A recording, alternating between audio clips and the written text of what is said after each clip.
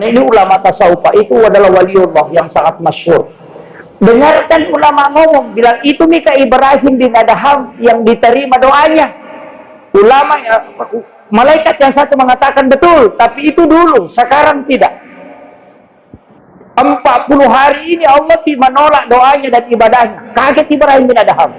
Kemudian malaikat yang satu mengatakan, kenapa? Dia mengatakan dia memakan kurma haram. Kaget Ibrahim bin Adham. Dari mana saya makan makanan haram ini? Dia pikir-pikir, oh mungkin ini yang satu biji ini yang di atas kantong plastik saya. Baru dia sholat sunat taubat di dalam masjid, berulang-ulang kemudian beriadah minta petunjuk, dan ternyata betul. Di dalam mimpinya diperlihatkan bahwa yang satu biji yang kau makan itu halal, haram. Sehingga dia tidak jadi kembali lagi jalan kaki ke Makkah 1,5 bulan. Hanya ingin kembali minta kehalalannya satu biji kurma. Makanan itu ketika masuk ke dalam perut kita, maka itu akan menghalangi doa dan sholat kita. Man a'aqalal haram lam tuqbalus sholat wa doa arba'ina yawman mania. Siapa yang makan makanan haram, maka 40 hari 40 malam ibadahnya tertolak di hadapan Allah.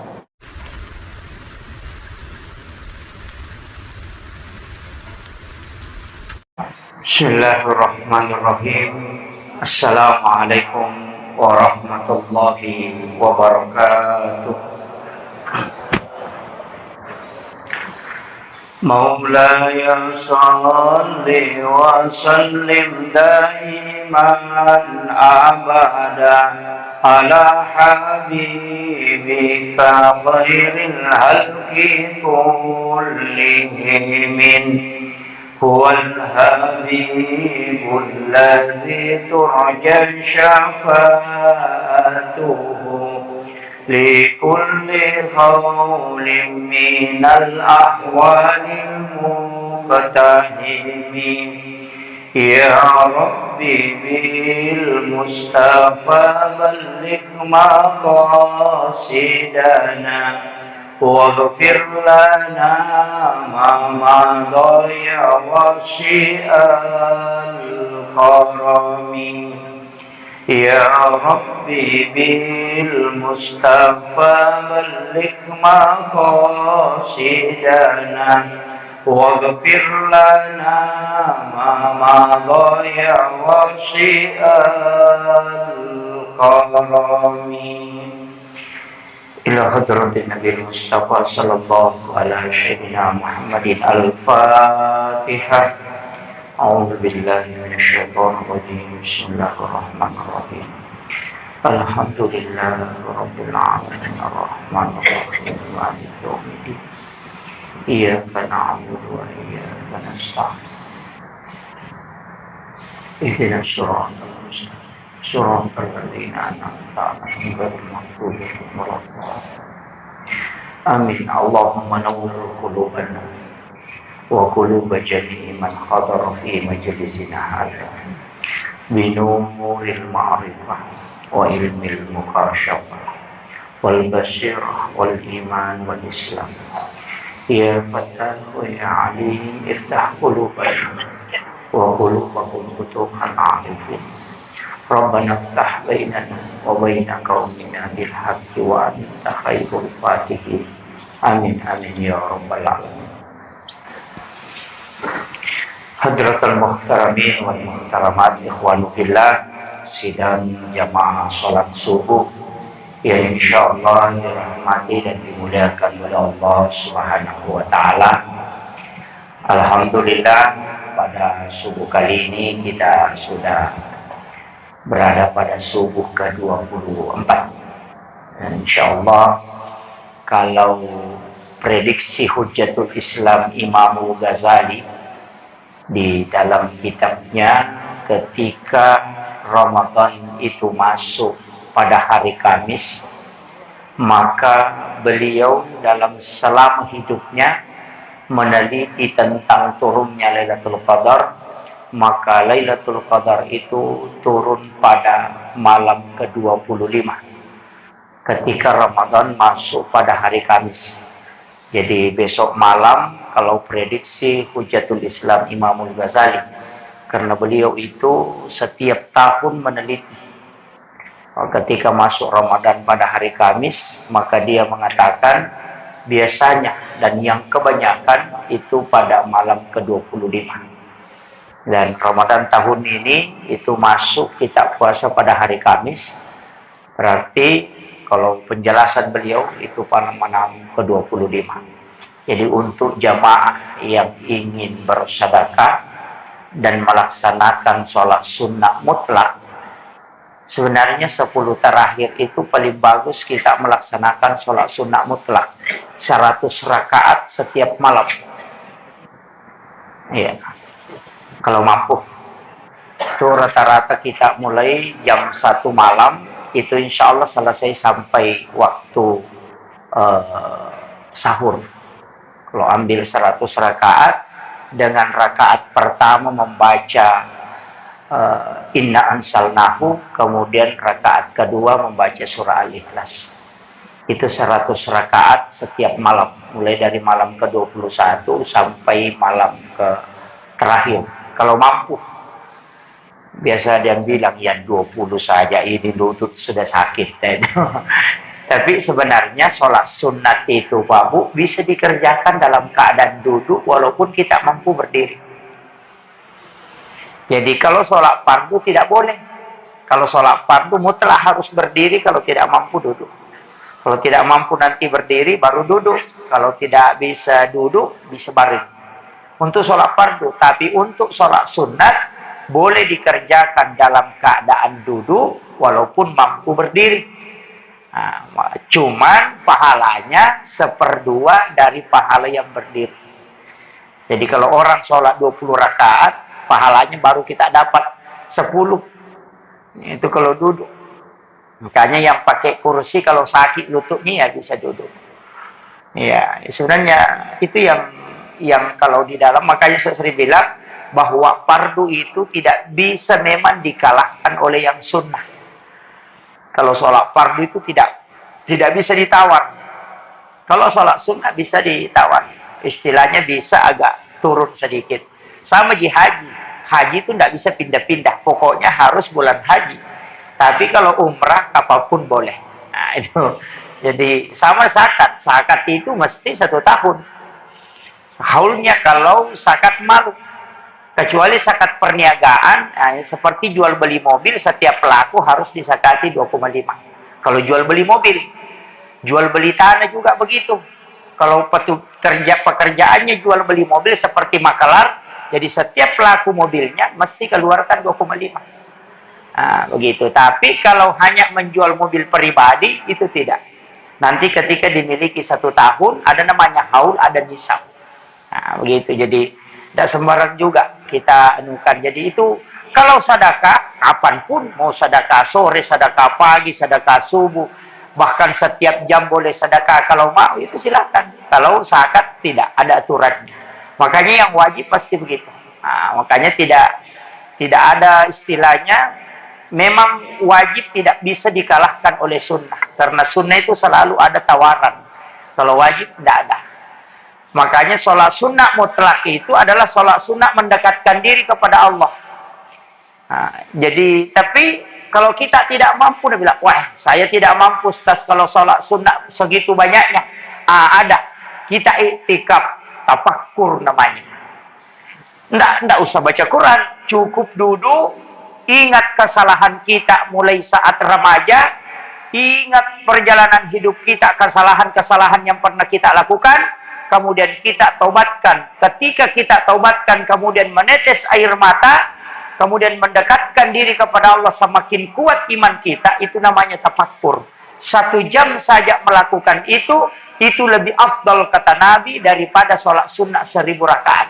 Nah, makanya kalau ada orang masuk masjid tutup mata begini, jangan bilang asyatu matindroh. Jangan bilang tidur itu lagi. Tidak. Kadang-kala orang seperti itu bisa mengalahkan ibadah kita. Nah, makanya ada namanya tafakkur. Tafakkur itu adalah menghinakan diri sambil mengingat kesalahan. Nah, itu tidak ada bacanya Pak, tidak ada baca-bacanya. Dia bilang harus ke zikir ini, tidak ada. ingat saja kesalahan.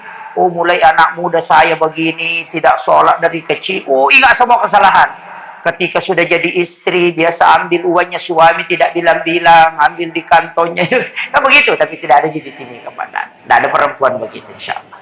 Tapi memang perempuan boleh ambil uang suaminya. Boleh dia curi. Dengan syarat, suaminya orang kikir. Istilahnya orang Bugis, kikir gelat temboraku kalau bocakong. Nah, kalau itu boleh, tapi tidak boleh melampaui batas.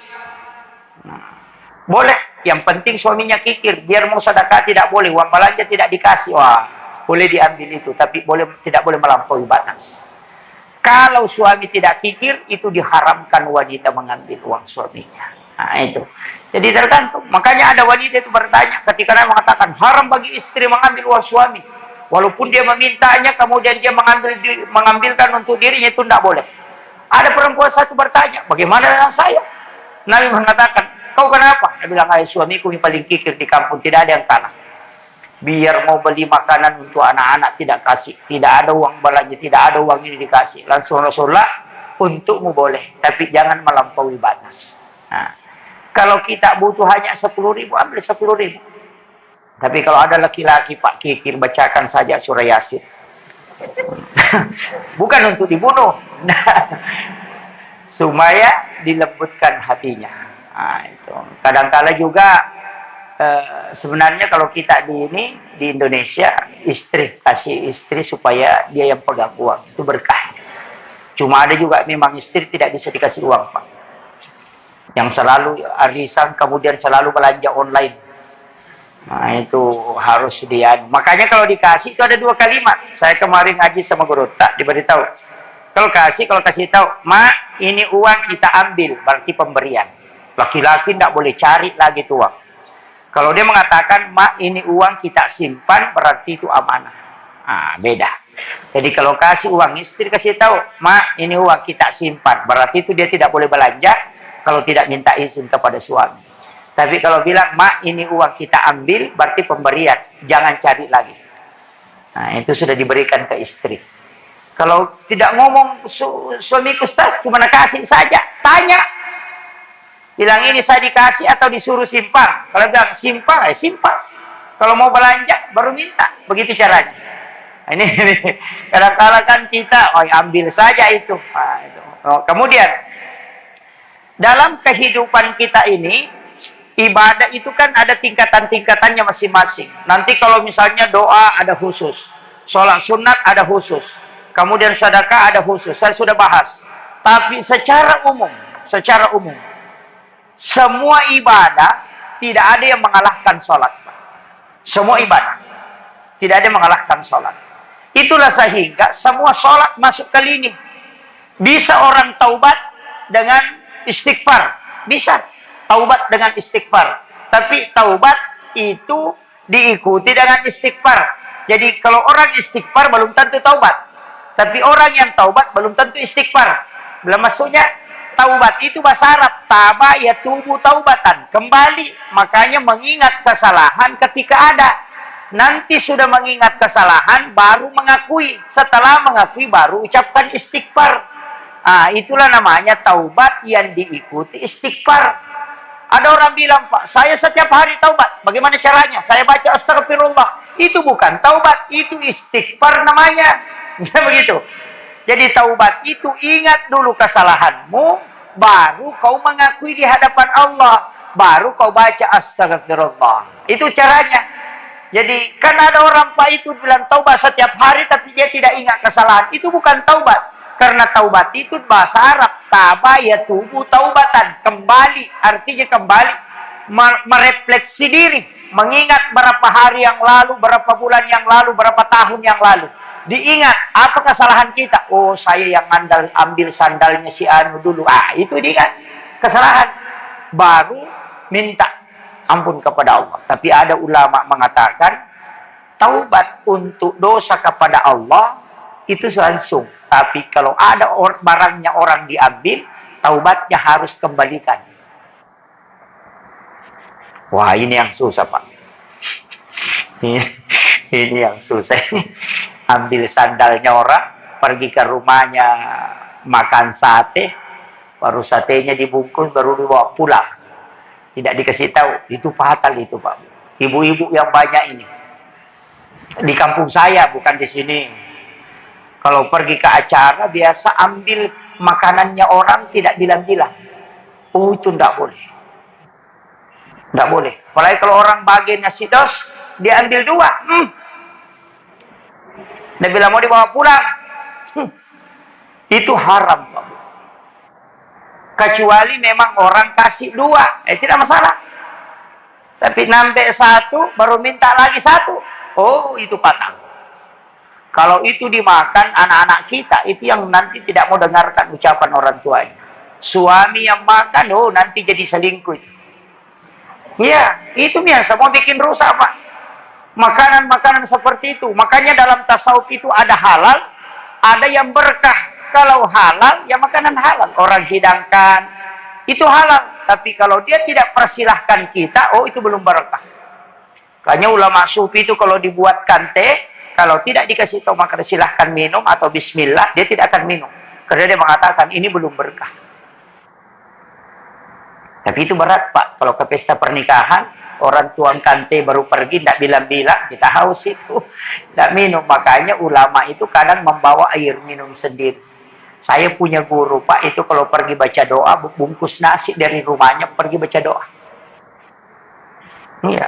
Kalau pergi baca doa selamat, baca doa orang meninggal, itu bawa nasi dari rumahnya. Bawa nasi.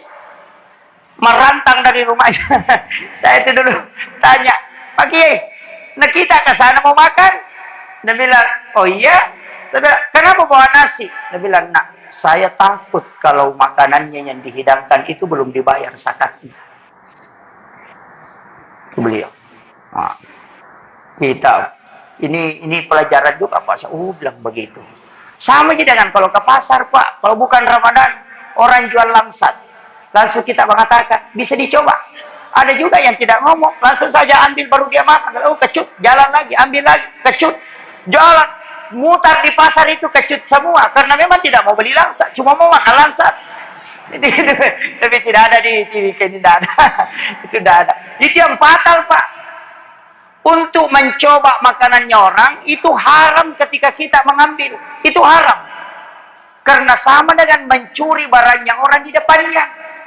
Pulang, wah. Jadi bagaimana, Ustaz? Aturannya agama begini. Katakan, bolehkah dicoba? Kalau dia mengatakan boleh, baru kasih begini tangan. Tolong kasih saya 1, saya mau coba. Nanti dia yang kasih, itu baru halal. Makumoro berarti sama coba.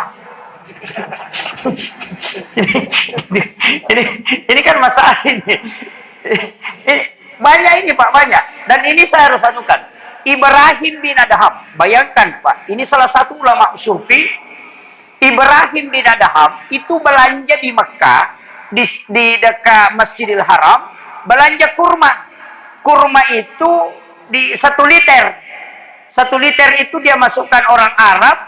Kemudian pada saat dia tuangkan ke dalam tempatnya itu, ada kurma melekat di pantat liter itu. Ketika liternya dibalik begini, kurmanya itu jatuh di kantong plastik. Di atasnya kantong plastiknya Ibrahim bin Adham. Dia kira makanan itu adalah kurma itu dari liternya. Sehingga diambil, padahal itu di luar liter. Karena di pantatnya melekat. Makanya dia ambil itu, kemudian dia makan, baru melaksanakan perjalanan ke Madinah. Untuk ke Masjid Nabawi. Tiba di Madinah selama 1 bulan lebih dia berjalan, 1,5 bulan, baru sampai di Masjid Nabawi. Sampai di Masjid Nabawi sholat, dia dengarkan malaikat ngomong. Karena ini ulama tasawuf itu adalah waliullah yang sangat masyhur. Dengarkan ulama ngomong, bilang itu Mika Ibrahim bin Adham yang diterima doanya. Ulama, malaikat yang satu mengatakan betul, tapi itu dulu, sekarang tidak. 40 hari ini Allah menolak doanya dan ibadahnya. Kaget Ibrahim bin Adham. Kemudian malaikat yang satu mengatakan, kenapa? Dia mengatakan, dia memakan kurma haram. Kaget Ibrahim bin Adham. Dari mana saya makan makanan haram ini? Dia pikir-pikir, oh mungkin ini yang 1 biji ini yang di atas kantong plastik saya. Baru dia sholat sunat, taubat di dalam masjid, berulang-ulang kemudian beriadah minta petunjuk. Dan ternyata betul, di dalam mimpinya diperlihatkan bahwa yang satu biji yang kau makan itu haram. Sehingga dia tidak jadi kembali lagi jalan kaki ke Makkah 1,5 bulan. Hanya ingin kembali minta kehalalannya 1 biji kurma ini. Pulang ke Makkah dengan jalan kaki 1,5 bulan. Tiba di Masjidil Haram, dia cari penjualnya di tempat yang sama, itu sudah tidak ada. Setelah ditanyakan ke penjual yang ada di sekitarnya, dia bilang, itu 1 bulan yang lalu orang tua itu sudah meninggal. Menangis Ibrahim dan Adham. Di mana saya minta kehalalannya? Lalu sudah mengatakan, adakah ahli warisnya? Mengatakan ada. Ada ahli warisnya, anaknya ada menjual di pojok sana. Kemudian datanglah Ibrahim dan Adham minta kehalalannya. Bahwa 3 bulan yang lalu, saya beli kurma kepada bapakmu, tapi ada 1 kurma yang tidak halal, karena dia melekat ternyata di bawah liternya yang dia berikan kepadaku. Saya makan itu, mohon dihalalkan. Apa kata anaknya? Saya halalkan. Untuk saya tidak masalah. Saya sudah halalkan. Tapi saya 9 bersaudara. Itu dia bilang, Pak. Bisa kita buka di Hikayatul Aulia itu. Saya 9 bersaudara. Saya sudah halalkan. Cari saudara saya yang 8. Ini baru minta kehalalannya. Ibrahim bin Adham itu mutar di Makkah selama 2,5 bulan. Hanya mencari 9 orang ini, 8 orang ini. Setelah dia minta semua kehalalannya, baru berjalan kembali ke Madinah. Bayangkan, Pak. Kita masuk ke pasar. Mulai pintu pasar, coba lamsat, sampai di ujung, putar, coba lagi. Iya. Ini. Kadang-kala kita begitu, Pak. Di kampung dulu, daun pisangnya orang diambil saja. Orang bagi-bagi kue.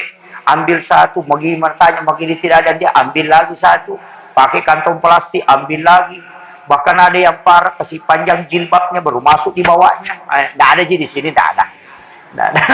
Iya, itu yang patah. Makanan itu ketika masuk ke dalam perut kita, maka itu akan menghalangi doa dan sholat kita. Man a'akalal haram lam tuqbalu sholata wa doa arba'ina yauman maniyah. Siapa yang makan makanan haram, maka 40 hari, 40 malam ibadahnya tertolak di hadapan Allah. Dan man a'akalal haram, siapa yang makan makanan haram, tidak akan suci makan daging itu, kecuali api neraka yang akan membersihkan. Itu fatal. Makanya yang harus kita taubatkan. Makanya kalau taubat itu sudah taubat, kita istighfar. Dosa apa yang paling banyak kira-kira, Pak? Oh, dosa mata. Istighfarnya itu dibawa ke mata. Istighfarnya dibawa ke mata. Jangan bilang saja astagfirullahaladzim, astagfirullahaladzim.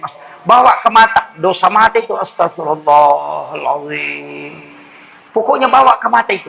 Mataku ini banyak dosanya. Istighfar. 100 untuk mata kanan, 100 untuk mata kiri.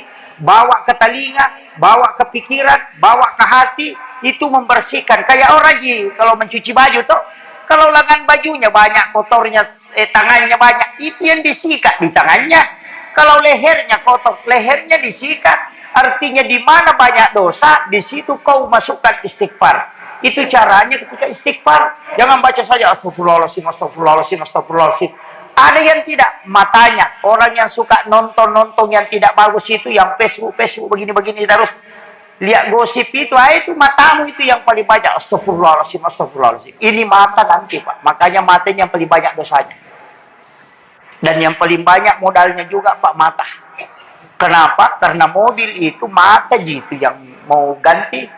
Bilang, sudah tidak bagus micatnya ini, mau diganti. Matanya gitu, seandainya buta, dia tidak akan ganti itu. Kan begitu. Makanya saya biasa dikasih tahu itu, Pak Ustaz, ganti di mobil tak. Bilang, kenapa? Dia bilang itu catnya sudah mulai pudar. Saya bilang kalau saya bawa mobil tidak lihat di catnya, jalanan di kuliah. Itu kadang-kadang kan orang begitu. Sama aja dengan HP, Pak. Sama-sama gunanya dipakai menelpon, cuma kameranya sedikit baru ganti lagi. Ini kan memang jadi masalah, Pak. Makanya perempuan di kampung itu, perempuan lagi nih. Perempuan di kampung itu saya sering tegur, Pak. Kenapa? Dia seberlebih-lebihan. Kenapa saya katakan berlebihan? Beli pakaian, tidak mau berhenti beli pakaian. Padahal Rasulullah mengatakan 40 hari pakaian tidak dipakai itu kalau dari kamu dia minta pertanggungjawaban ke kita. Merintih di hadapan Allah itu. 40 hari. Nah ada baju perempuan itu 2 tahun tidak dia pakai. Karena perempuan itu ada dosanya Pak kalau mau pakai baju. Belum dia pakai baju dia berdosa. Kalau dia mau pakai bajunya langsung bilang. Nanti orang bilang selalu itu nak pakai. Padahal tidak pernah orang bilang. Dia yang bilang.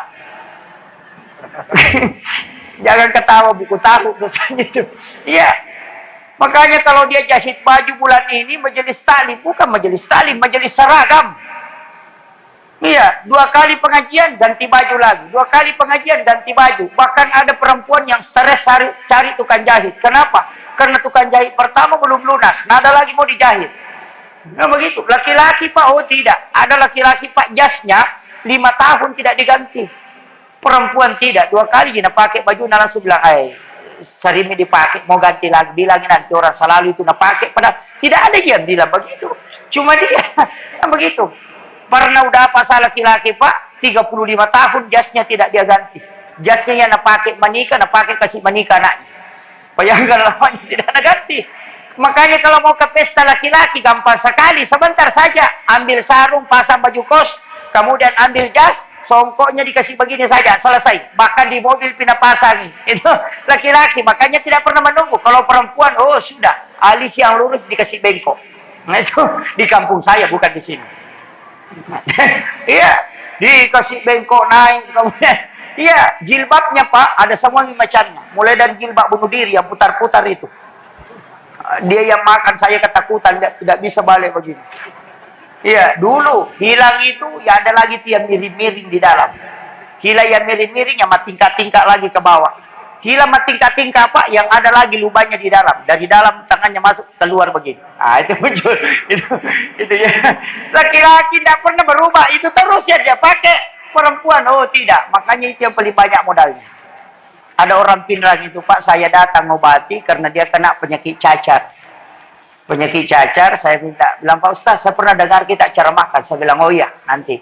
Jadi itu kalau orang kena penyakit cacar, Pak, tinggal ambil air putih 1 gelas, bacakan huruf hijaiyah, huruf alif sampai ya, baru tiup. 3 kali, kemudian kasih minum, dan bacakan di ubun-ubunnya 3 kali.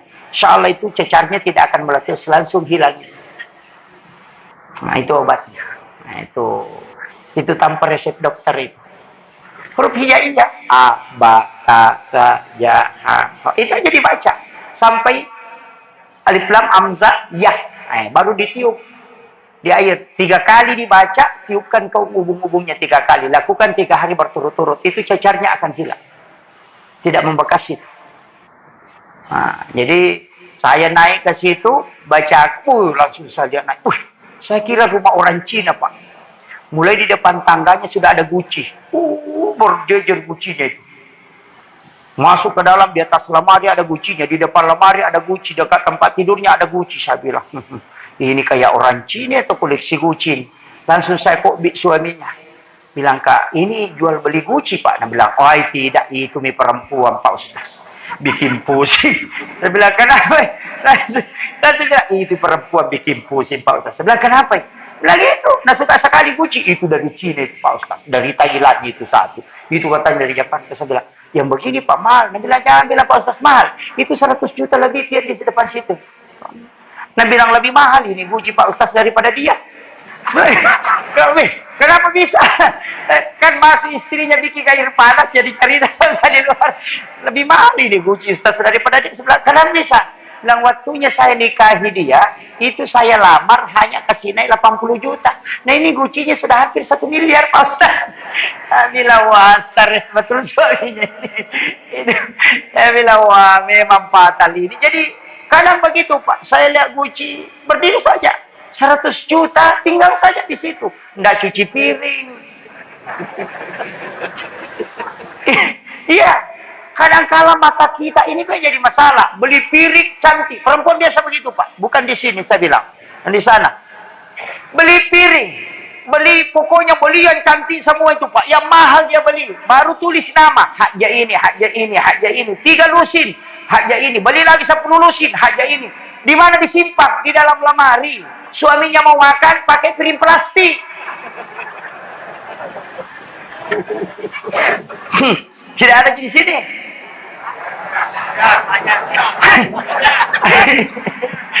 Astagfirullah, ternyata penyakitnya perempuan di sini sama saja di kampung.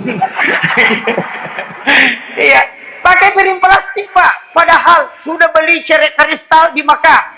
Pergi umrah bolak-balik beli cerek kristal. Mulai dari yang kecil sampai yang besar. Mulai sekayak berlian itu sampai kayak warna emas. Dijejer di lemari. Suaminya mau bikin kopi, cerek yang penuh, yang hitam dipakai.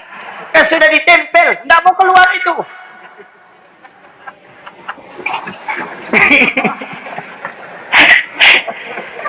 Saya biasa bilang, ini mau di apa?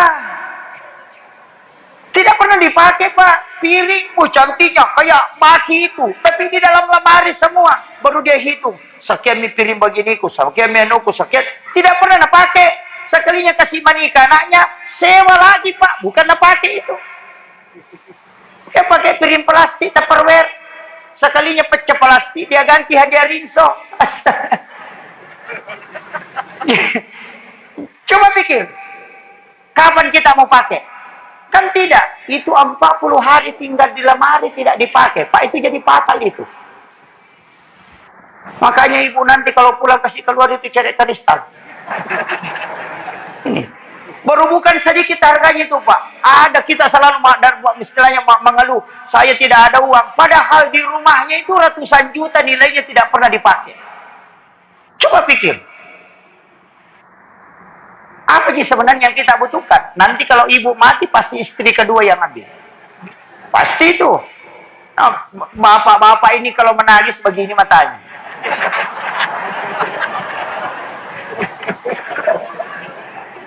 Iya. Makanya saya kasih tahu. Dalam hidup ini kan itu yang paling memberatkan kita nanti dari kemudian Pak. Itu yang memberatkan. Ditanya ini, ditanya ini, ditanya ini.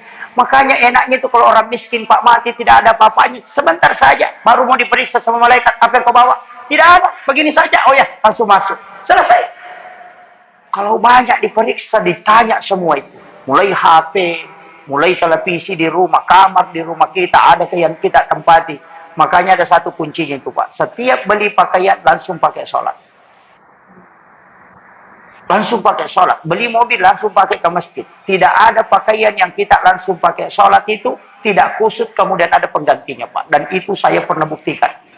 Saya itu pernah hampir 3 tahun tidak beli baju. Saya mau tes itu. Betul itu Pak. Kalau ada baju langsung dari dibeli langsung pakai sholat. Insya Allah tidak kusut itu kemudian ada lagi baju itu. Saya pernah tes itu tidak beli baju. Orang selalu kasih. Saya bilang betul-betul ini amalannya Guru Ta. Itu saya dapat dari Guru Ta Profesor Dr. Quraisy Shihab. Itu. Tapi cukup pakaian Pak. Jangan ganti. Jangan kasih belok. Kalau ada orang menikah langsung pakai sholat. Belum tua ada penggantinya. Wah jangan. Itu fatal itu. Enggak. Itu pakaian saja. Itu hikmahnya Pak. Dan itu luar biasa. Kalau kita mau amalkan itu. Itu sederhana saja. Makanya Rasulullah itu cuma punya 5 pasang baju Pak. 1 baju besi yang digadaikan nanti sebelum meninggal. Karena dia beli gandum 8 kilo tapi uangnya tidak cukup. Makanya dia gadaikan baju besinya. Itu orang Yahudi. Itu saking kurangnya hartanya Rasulullah. Kemudian baju sholat ada 2. 1 agak pendek, itu 1 sempurna. Kemudian baju tidurnya ada 1. Kemudian baju yang dipakai sehari-hari itu ada 1. Yaitu 5. Jadi memang bajunya Nabi itu nanti mau sholat baru dia pakai. Itu baju sholatnya. Makanya kalau ada Pak baju nanti mau sholat baru dipakai, itu insya Allah membantu kita untuk khusyuk. Membantu kita. Kadang-kala itu yang dipakai tidur, itu yang dipakai masuk WC, itu yang dipakai. Baru itu juga dipakai sholat. Itu yang dipakai lompat-lompat olahraga. Terutama perempuan Pak. Dia mencuci piring, bau sabun tangannya, dia lapkan ke dasternya. Kemudian berkeringat, dia tarik lagi dasternya. Dia kasih keluar ingusnya, ambil lagi dasternya, baru dia lap begini. Biasa begitu. Cuci ikan, cuci apa, dilap lagi ke dasternya. Sekalinya masuk waktu sholat, berwudu, langsung dipasangi talkum di luarnya. Padahal bajunya itu sudah dipakai ingus, ada bau ikan di situ apa. Kalau ada baju kita malu pakai ketemu Pak Camat, malu pakai ke pasar, mestinya kita lebih malu pakai berhadapan dengan Allah Subhanahu wa Ta'ala. Itu adab dalam pakaian untuk sholat. Nah, makanya sholat itu pada tempatnya khusus.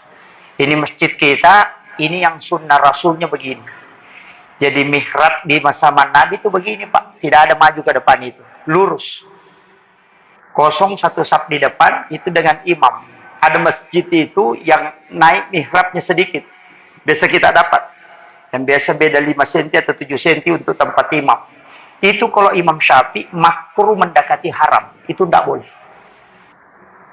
Nah, kalau ada masjid itu terangkat sedikit itu. Biasa kan ada itu yang naik kayak 5 cm, 7 cm. Dikasih naik di depan. Itu tidak boleh. Itu tidak boleh. Itu makruh mendekati haram oleh Imam Syafi'i. Sama dengan memotong kuku jenazah ketika mau dimandikan. Itu makruh mendekati haram. Itu tidak boleh. Karena makruhnya Imam Syafi'i itu ada dua. Ada makruh tanzih, ada makruh adab, ada makruh hukum. Makruh hukum itu yang mendekati haram. Nah, kemudian ini nanti kalau kita mau tahu, tapi kan kita sudah pakai mihrab yang belakangan ini. Yang maju ke depan. Itu bagusnya mihrab juga yang maju ke depan. Itu ada jalurnya imam untuk keluar. Ada juga masjid itu Pak, dia tutup rapat kiri kanan. Kalau imam batal wudu, dia lari kemana? Mau lompat ke belakang. Makanya pintu darurat kiri kanan itu sebenarnya pintunya imam. Makanya kalau saya pernah belajar tasawuf imam Pak di Aceh itu 8 tahun lebih. Makanya saya tidak mau jadi imam. Saya tidak khatam. Di pondok itu saya paling takut jadi imam. Jadi kalau saya disuruh imam lebih baik pulang ke rumah. Iya, tidak mau. Saya sudah pelajari betul itu sangat berat. Makanya orang tasawuf dulu itu kalau bicara tentang imam sudah tidak berani. Itu imam Pak ada 27 syaratnya. Itu fikih ada 19.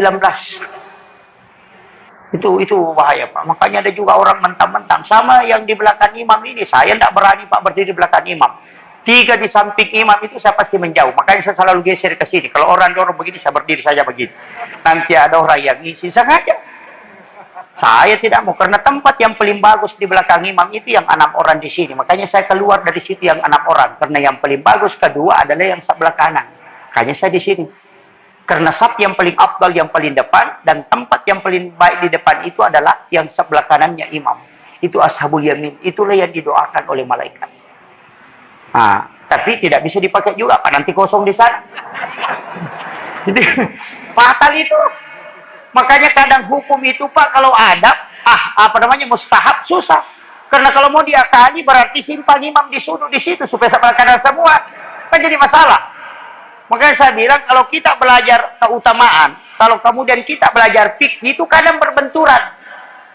Karena fikih itu ya safnya dirapatkan, diluruskan, imam seimbang. Tapi kalau dalam keutamaan, saf yang paling bagus yang di depan, kemudian di sebelah kanan. Yang awalnya yang paling bagus itu yang di belakang imam. Jadi kalau yang di belakang imam di semua dikasih cembung di masjid. Gitu. Makanya kan susah. Makanya kita ambil sebelah kanan. Kalau tidak bisa, ada juga orang Pak memang tidak mau isi di depan. Padahal Nabi mengatakan langkah yang paling dirindukan oleh Allah adalah langkahnya orang menutup saf yang kosong. Itu yang paling dirindukan Allah. Makanya kalau ada saf kosong langsung berlomba masuk Pak. Berlomba masuk ke situ. Kita kadang orang disuruh tidak mau. Bahkan ada yang parah Pak. Sajadahnya sudah ditarik ke depan. Sajadahnya yang maju, orangnya tidak mau maju. Itu kayak sapi mau dipotong selalu begini. Padahal jauhnya jalan dari rumahnya ke masjid. Lebih 100 langkah. Tiba di masjid tinggal 2 langkah ke depan. Dia tidak mau maju. Nah, tidak disuruh jadi imam. Disuruh jadi maju. Tidak mau itu. Memang susah Pak. Hidayah itu susah. Kalau Allah tidak kasih. Berat sekali itu. Padahal tidak disuruh jadi imam. Makanya saya menghindari itu belakang imam. Jadi kalau salah imamnya siapa yang mau kasih lurus. Makanya Ustaz Munir itu pas tempatnya. Karena memang imam. Ya nanti dia gantikan. Makanya salah di ke samping. Aman saya selamat itu Pak. Kalau orang di situ lagi lebih bisa mundur. Putar lagi tuh Pak. Saya tidak mau. Karena saya pernah pelajari Pak. Itu berat itu. Tapi ini kan tempat-tempat Pak. Tempatnya Abu Bakar, tempatnya Umar, tempatnya Utsman, tempatnya Sayyidina Ali. Saya tempati tempatnya Sayyidina Ali. Senang di situ tempatnya Sayyidina Ali. Kenapa tempatnya Sayyidina Ali? Supaya diberikan ilmu laduni. Itu kuncinya. Nah, itu ada tempat. Makanya kalau orang tahu Pak, pasti berlomba di sini. Nah, Tapi jangan berlomba di sini kalau tidak tahu. Nanti kalau imam salah, siapa yang meluruskan? Nah, itu makanya susah itu. Nah, makanya kalau di Mekah itu, di Masjidil Haram, itu ada 6 orang itu, Pak, itu pakaiannya khusus. Ada satu itu yang orang tua itu, kalau masalah imamnya, langsung dia balik itu. Balik dia itu bilang, kau yang gantikan. Begitu. Itu memang, itu tugasnya dia. Kalau ada masalah, langsung itu tugasnya dia. Jadi itu memang sepuh sekali. Jadi orang tua itu Pak bagus juga kalau jadi imam kalau agak-agak ini. Makanya Imam Syafi'i mengatakan kalau ada anak muda dengan orang sudah menikah, nah sama-sama bacaannya bagusnya, sama-sama tajwidnya, hafalannya sama, pilih dulu yang sudah menikah. Jangan pilih anak muda. Yang sudah menikah dulu, yang sudah belum menikah di belakangan dulu. Kenapa? Kalau orang belum menikah, Pak, kalau sholat dia senang ingat anaknya orang. Ya, itu. Tapi kalau orang sudah menikah kan sudah terjaga. Nah, itu. Jadi begitu, makanya itu yang pokok. Makanya tempat imam, saya kasih rahasianya nih Pak sebenarnya. Ini lama orang pelajari baru bisa dapat itu. Itu imam, jangan lewat pintu makmum. Cuma masjid kita kan belum bisa, karena masjid darurat. Nanti kalau jadi imamnya jangan lewat pintu makmum. Buatkan jalur khusus itu masuk di samping. Yang depan itu. Itu rumahnya Rasulullah. Makanya dibuatkan tempat di situ persis dengan rumahnya Nabi. Kemudian ambil sajadah, letakkan di situ, jangan ganti. Jadi kasih 2 lapis, kemudian di situ disimpan. Jadi imam kalau dari rumahnya langsung masuk lewat situ sholat. Sholat sunatnya di situ, jangan di dalam masjid, di situ di dalam. Nanti setelah muazzin iqamat baru dia keluar, langsung masuk ke sini. Khatib Jumat juga begitu. Kalau dia datang, jangan bawa ke sini. Langsung masuk ke situ dulu. Nanti sudah azan, langsung masuk ke masjid, langsung naik ke mimbar. Itu yang sunnahnya. Nah, kalau ada imam tidak lewat di pintu, Pak, di pintu jemaah, dia hanya lewat pintu khusus, itu tidak akan dikalahkan bacaannya oleh makmum. Kuat itu. Karena imam itu seperti listrik juga, Pak. Seperti listrik. Kalau pembatasnya 900, nah balonnya 1000, kalau menyala balonnya pasti turun pembatas. Jadi kalau lebih tinggi makmumnya kekhusyuannya dibanding imamnya, itu imamnya akan lebih miring. Kadang lepas-lepas bacaan, tidak bisa sambung. Kenapa? Karena kuat makmumnya di belakang daripada dia. Tapi kalau dia lewat jalur itu tidak akan terpengaruh. Nah, itu kuncinya. Jadi suruh lewat samping, masuk di situ sholat sunat. Kemudian yang kedua, 3 tahun kalau dia mampu, 3 tahun. Setiap ke masjid, di situ masuk, selesai doa bersama, masuk sholat sunat. Jangan di masjid, masuk sholat sunat di situ. Siapa yang mampu melakukan itu 3 tahun, ulama tasawuf mengatakan maksimal 3 tahun itu. Dia tidak akan mati kecuali mimpi ketemu Rasulullah.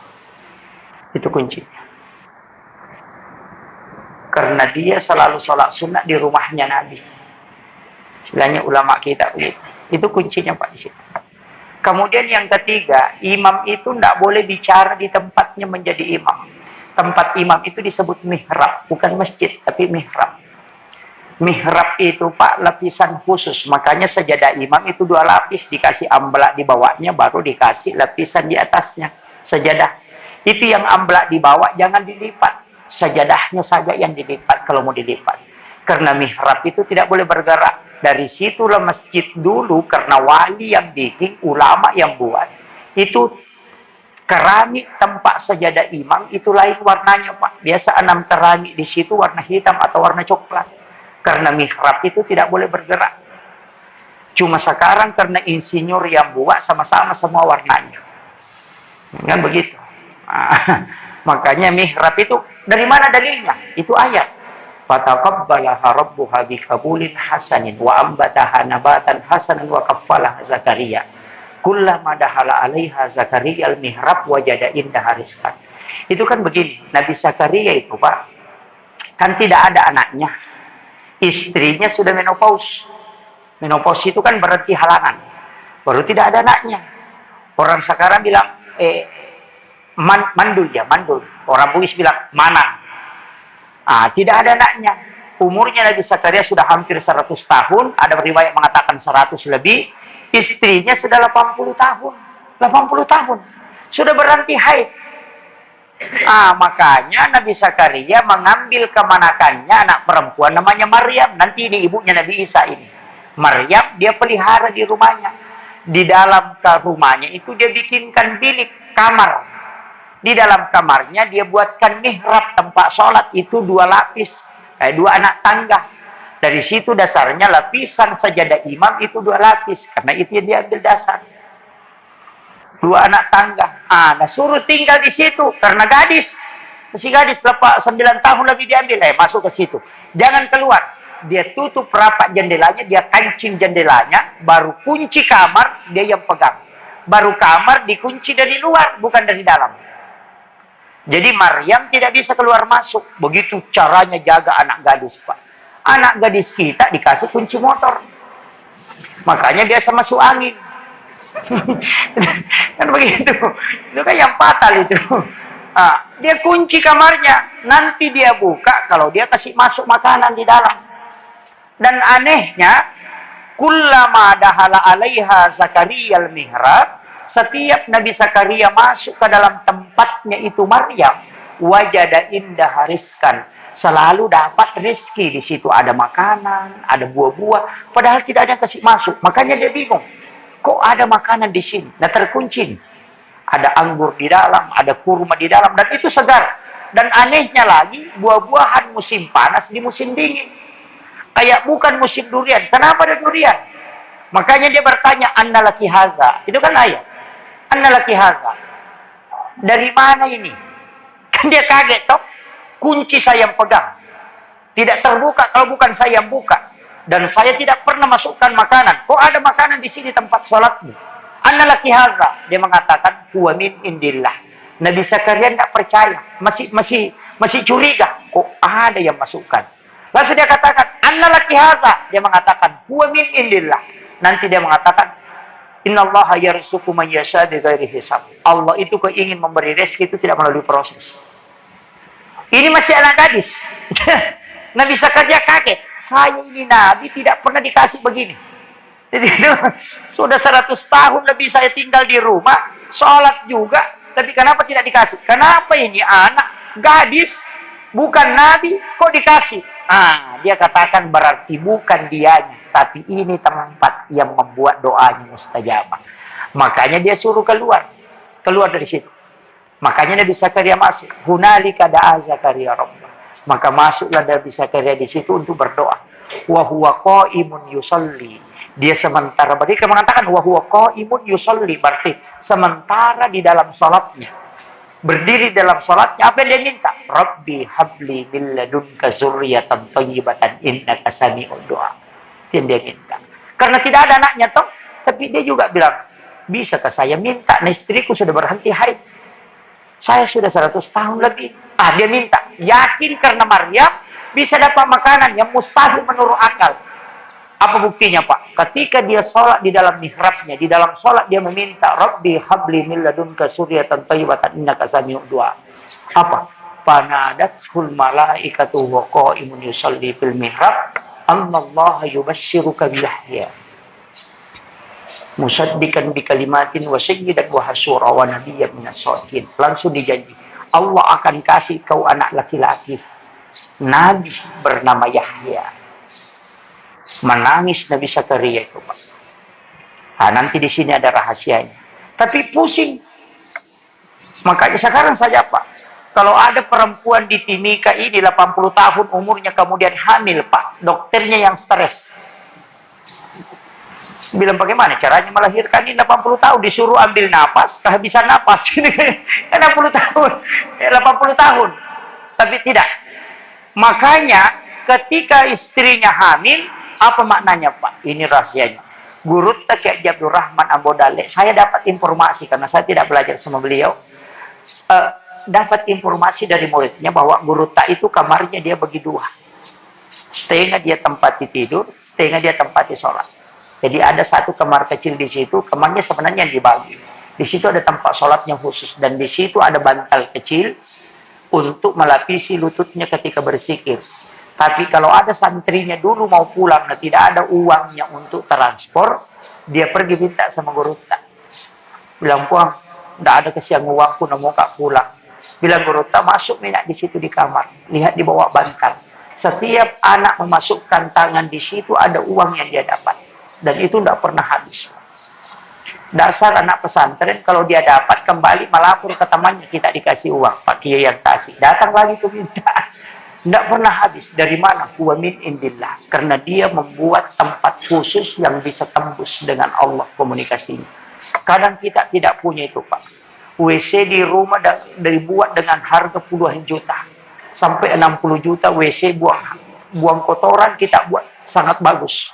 Tapi tempat sholat tidak ada yang jelas. Kadang kita sholat di dekat lemari, ada orang duduk di situ, pindah di dekat kursi, ribu orang dekat kursi, lari masuk ke kamar, ada orang di kamar, lari ke samping kulkas. Tidak ada tempat khusus. Makanya di dalam kamar itu mestinya ada tempat khusus kita buat. Luasnya itu seperti luasnya lubang kuburan. Kita tutup, tirai, tidak boleh terbuka. Kemudian itu lapisannya kasih 2 lapis. Lapisan bawah itu tidak boleh bergerak, bisa dipaku.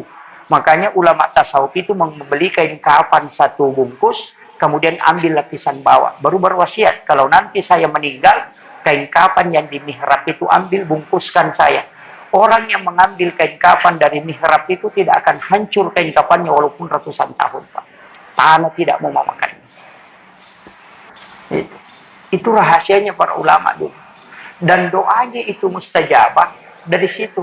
Karena nanti dia masuk, kalau mau sholat, mau zikir, mau ngaji, iktikaf di situ.